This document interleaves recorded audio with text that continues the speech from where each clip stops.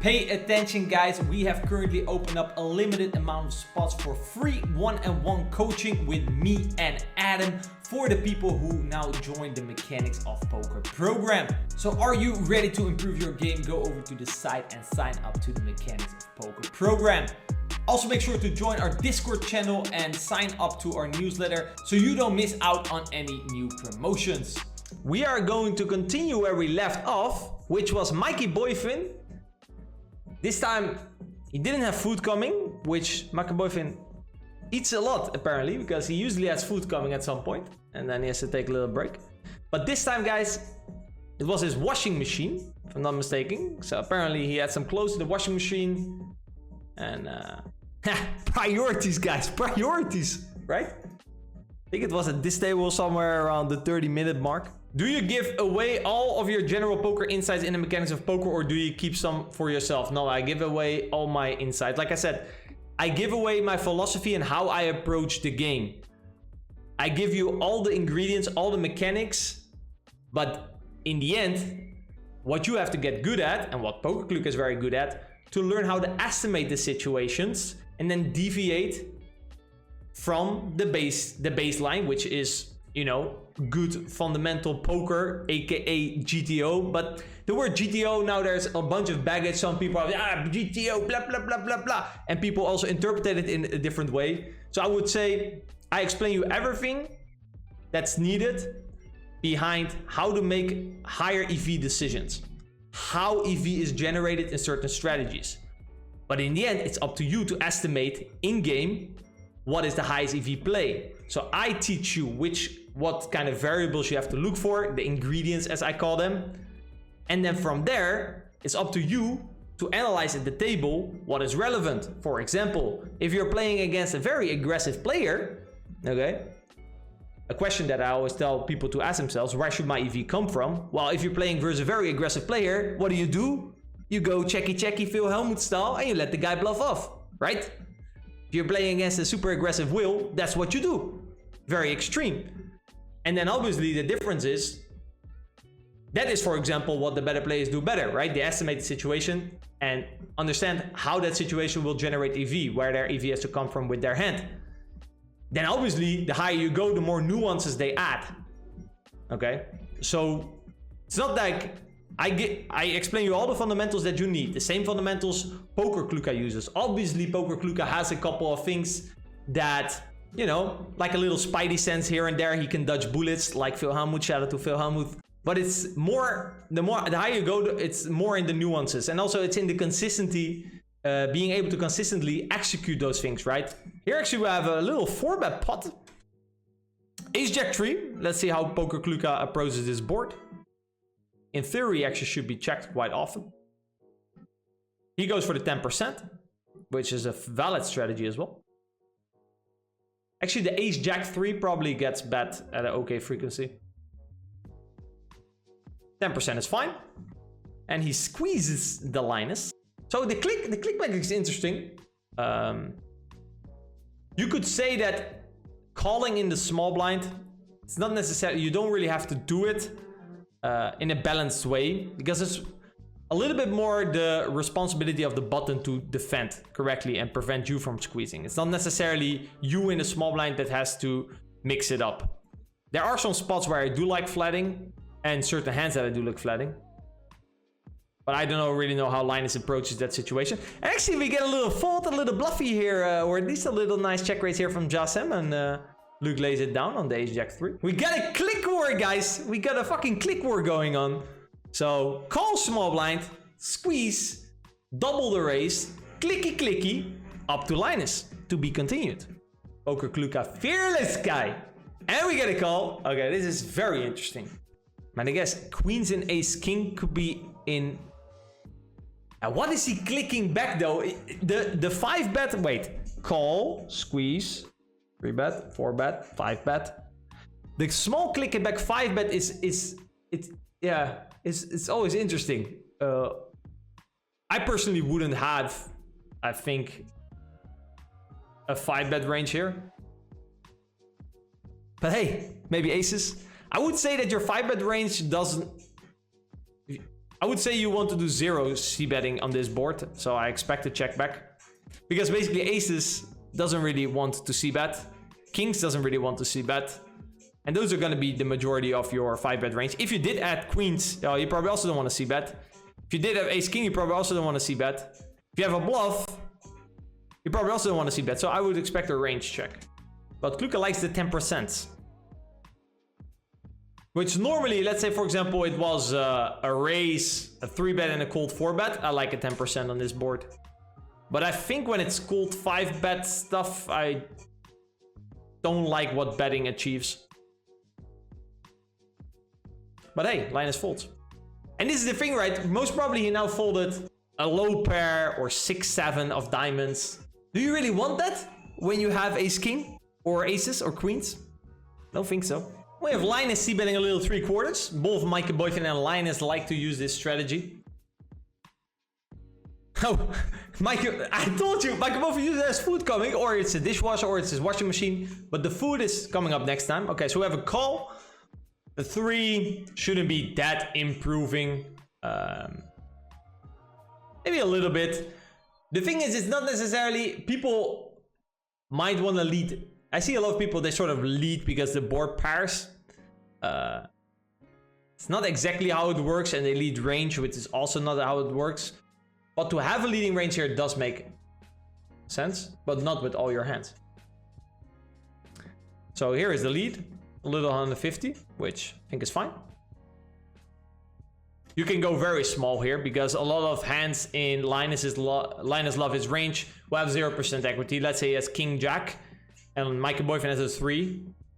Yeah, you're dead. So basically, because the amount of equity a 3 has versus his random overcards, from that perspective, you can lead quite small. Now I would expect makeboifin to go big or check. And then he bets small. Yeah, sure, why not? Yeah. He has exactly a 10. Yeah, with exactly a 10, that does make sense. But so here's the thing. He bets 3/4 on the flop. Your ability to value bet this hand really depends on how linear his c-betting range is. The more polarized his c-betting range is, I think the more our hand becomes a check on the river. Interesting spot here. Ace King 4-6. If I'm not mistaken, it was ja.sam who opened, Linus who called, POKERKLUKA who called, and makeboifin who called, and we get now a lead for a small sizing. This is something that if you play heads up, you won't have a small sizing here. But multi-way,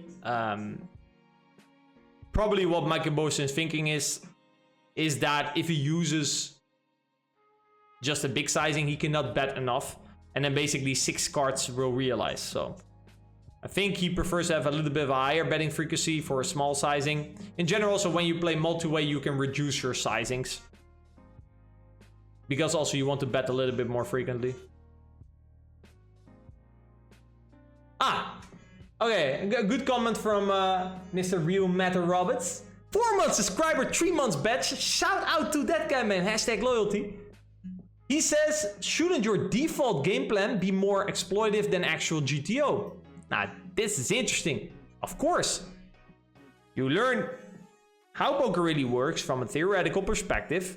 Then you interpretate what happens in practice. Then you can make the conversion. Okay, like for example, there's a lot of people that simplify their strategy. They range c-bet because the population is overfolding in a certain spot, for example. That's an example of, oh, GTO has to check back, blah, blah, blah, blah, blah, blah, blah, because, you know, if he bets this hand, he will get raised too often. Oh, if he doesn't raise, we can just bet this hand. So therefore, our default strategy is to range bet in a certain spot, which GTO didn't do, but because of the population, you decided to up your c-bet frequency, for example. This is a good example of a practical strategy. You understood why theory didn't range c-bet, but you had new information leading you to range c-bet, your default strategy.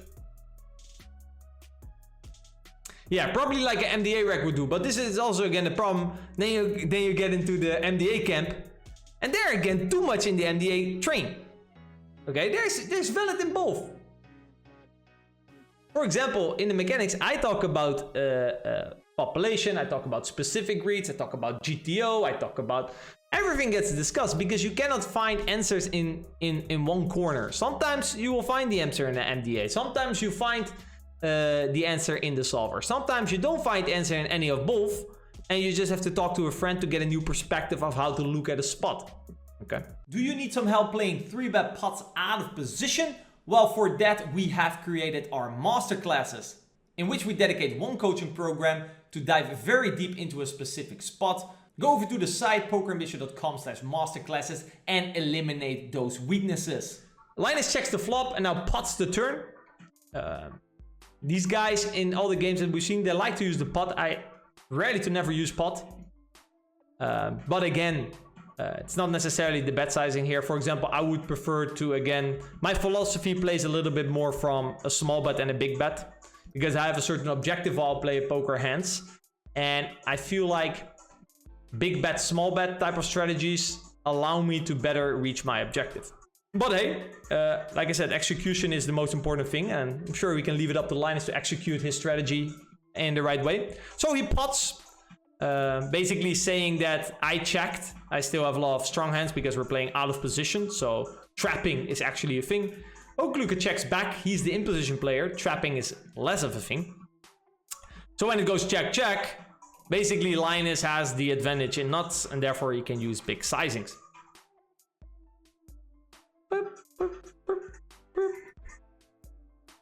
And he can go reasonably thin here. Actually, it's a spot where POKERKLUKA should be checking back quite some strongish hands, like King Jack, Queen Jack, Jack 10, Ace Jack. These are hands actually that get checked at a decent frequency, which something that I, for example, recently kind of found out. And now the goal is not to start doing that. The goal is to try to understand why that is the case, and then see if you should actually do that as well. So Kluka calls, okay, it's getting interesting. The queen, I think, is a little bit of a divided card. I think both players could have a hand like king queen. Both players could have jack queen. Both players could have king 10. I think 10-8 is a bit more likely for Kluka to just bet flop. Ace queen doesn't bet turn this way, but obviously Linus still has advantage in overpairs and sets. So I would expect Linus to still do the most of the betting. I wouldn't expect a huge sizing too often, but maybe he just goes for pot again. But I wouldn't mind just going 3/4 now. With some... Now again, like I immediately lean towards, again, a big bet and a small bet. But let's see what Linus does. I mean, Kluka is still... So he goes for pot again, which... This is kind of his thing. You can see makeboifin and Linus, they kind of approach poker in a similar way. And I remember, for example, this is also a difference. Back in the day, if you look at the OTB strategy and Linus' strategy, OTB would have literally 4 sizings. He could just come up with any type of sizing. You had no clue what to expect, which was very hard to play against, right? Then when you would play Linus, you would always know what to expect, because he would often use one sizing strategies in basically every spot. So you kind of knew what to expect in terms of sizing, but he was just so good in putting the right hands in his bet and in his check, and putting the right frequency, that it was still like it. In my opinion, it felt easier to play against, but obviously it wasn't. It's different.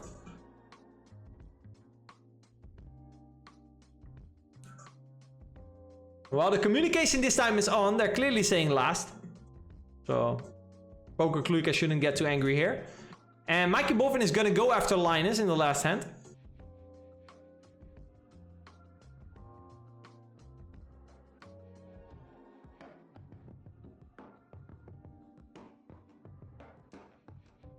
Probably going to face quite some barrels here. Linus is in for some pressure. Oh, he checks. Interesting. Maybe he does a ja.sam style. But he has now set 9s. Just like ja.sam tried to trap Linus with the pocket 10s. But Linus ain't biting, guys. Linus ain't biting. Check back from Linus. 10, I would say, is better for Linus in general. Kind of depends. We are playing versus cutoff. Versus button, definitely like that. Okay, checks. I don't know, like ace jack of spades, ace queen of spades, something like that. Or just a 9. He doesn't have that much 9s. Ace 9 suited or something. You can definitely still have pocket 9s, pocket 7s, going for the check raise, just like ja.sam planned. Ace Queen of Spades, so my first read was correct. Yeah, Ace Queen makes a lot of sense to play this way. And Linus checked back the 10. Actually, I was in a similar spot where I actually value betted this hand. And I got called by pocket queens. And actually, I was wondering to myself, was my value bet a bit too thin? Actually, it was a little bit different though. The river was a blank and I had pocket 10s. And the guy check called queens. And I thought, yeah, he never has a better hand anymore. So I think actually that's gonna be the end. Yes, that is the end of the video. Okay. I just did 30 minutes, but apparently there was a big break where there's nothing in the middle. So we're done a little bit earlier. If you guys have any questions, does how much green tea and dark chocolate you have influence when it's time to go all in and go to bed? Shit, I think the right one is ship it and go to bed. I think it's just time to ship it in and go to bed. All right, guys, that's gonna be it. Good news, by the way, for the people who didn't know, but PokerStars thought, given the fact that we were crushing so hard, we were almost GTO, that they decided to do a little routine check. And from what I was told, the routine check was almost finished and I could start playing again next week. So I hope I'm gonna take a 1 week break. So I hope I will do at least one more normal playing stream session next week. So yeah, then we can get back to playing. I will do it anyway, whether that's gonna be on PokerStars or not. But I think it should be resolved next week. As I concluded, that my mind is just very GTO and not my computer or my RTA. I want to thank you guys all for tuning in. Now, if you liked this video, give it a thumbs up, leave a comment down below, and make sure to subscribe to the channel. Take a look at other videos that we've made. I'm sure you will like them as well. Follow us on Instagram, Facebook, Twitter, and Twitch. And make sure to join our Discord community so you can stay up to date with new content, new promotions that we have running here at Poker Ambition. And if you want to know more about Poker Ambition and our services, go over to the site pokerambition.com. Thank you guys for watching and see you in the next video.